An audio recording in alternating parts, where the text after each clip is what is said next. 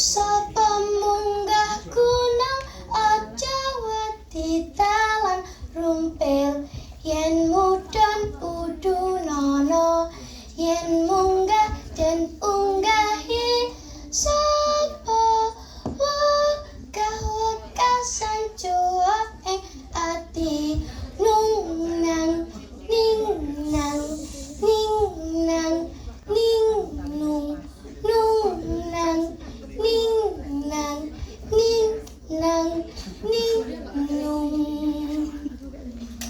Tak usah kalian menungguku lagi. Tubuh dan rohku telah menyatu dengan gunung ini.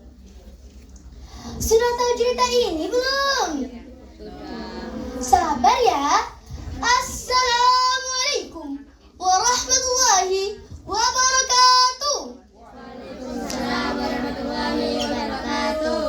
Dewan juri yang saya hormati serta teman-teman yang saya sayangi. Perkenalkan, saya SJ Zaira Iskandar dari SDIT Ulul Albab Gondang Rejo. Pada kesempatan kali ini, saya akan bertutur tentang legenda Sunan Lawu. Kisah ini diambil dari buku kumpulan Cerita Rakyat Karanganyar, karangan Daniel Agus Marianto dan Tiani Rajati. Yuk teman-teman, disimak ya ceritanya. Di sebelah timur wilayah Kabupaten Karanganyar terdapat sebuah gunung yang menjulang tinggi.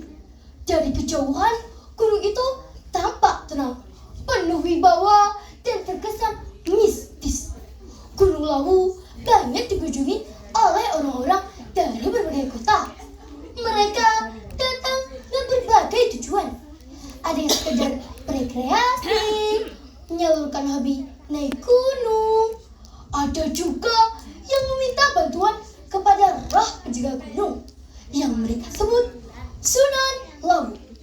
Lalu, siapakah Sunan Lawu? Ini dia legendanya. Legenda Sunan Lawu tidak bisa dipisahkan dari kehidupan raja terakhir, Raja Brawijaya V. Dikisahkan pada saat itu Raja Brawijaya V sedang gundah, sedang bersedih, bukan hanya karena memikirkan nasib kerajaan yang sudah diambang kehancuran, tetapi juga karena datangnya berita yang sangat mengejutkan.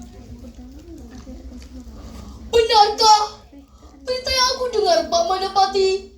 Putraku Patah telah dinobatkan sebagai Sultan di Demak, tanya sang Raja Majapahit itu. Demikianlah berita yang dapat disampaikan oleh para prajurit Gusti Prabu. Dan baru saja prajurit Sandi melaporkan kembali bahwa Raden Patah beserta para wali dan prajuritnya sedang berada di perjalanan menuju Majapahit. Lapor sang patih. Mendengar berita itu, Prabu Brawijaya menjadi terdiam. Terlihat sekali bahwa Prabu Brawijaya sangat terpukul dan berduka.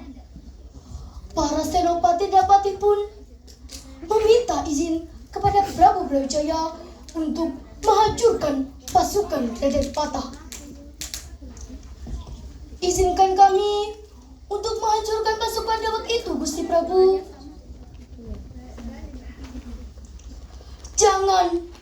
Jangan terburu masuk. Bagaimanapun juga, Patah adalah putraku.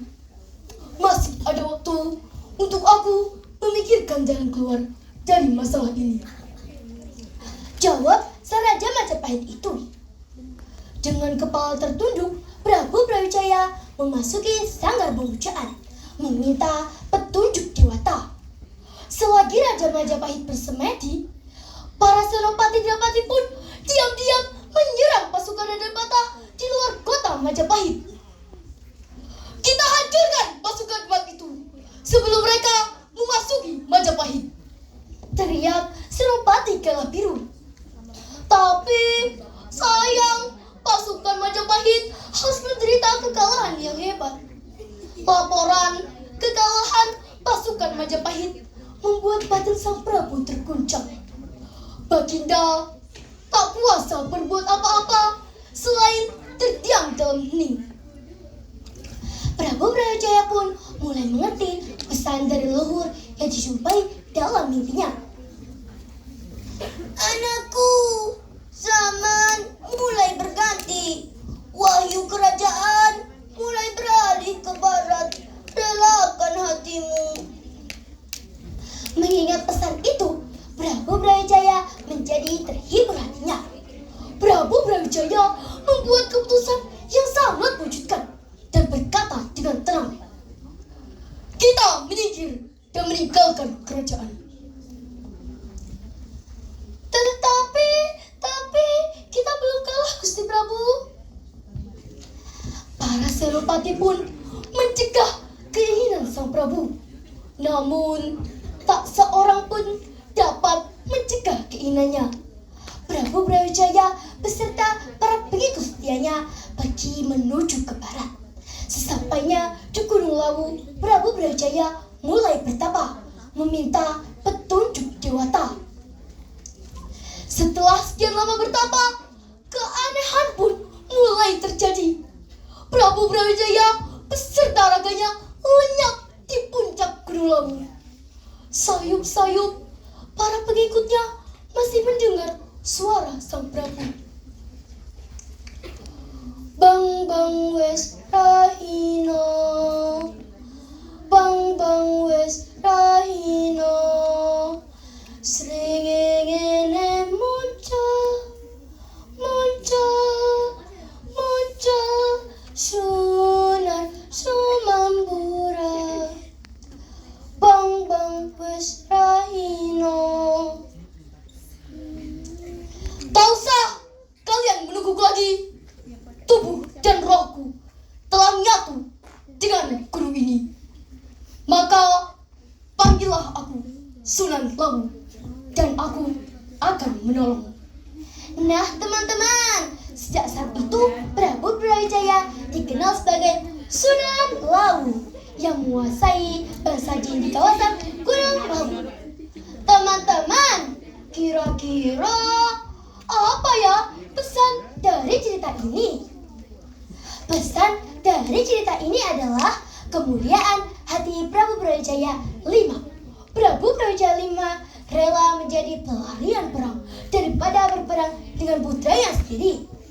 Sekian cerita dari saya, kurang lebihnya mohon maaf.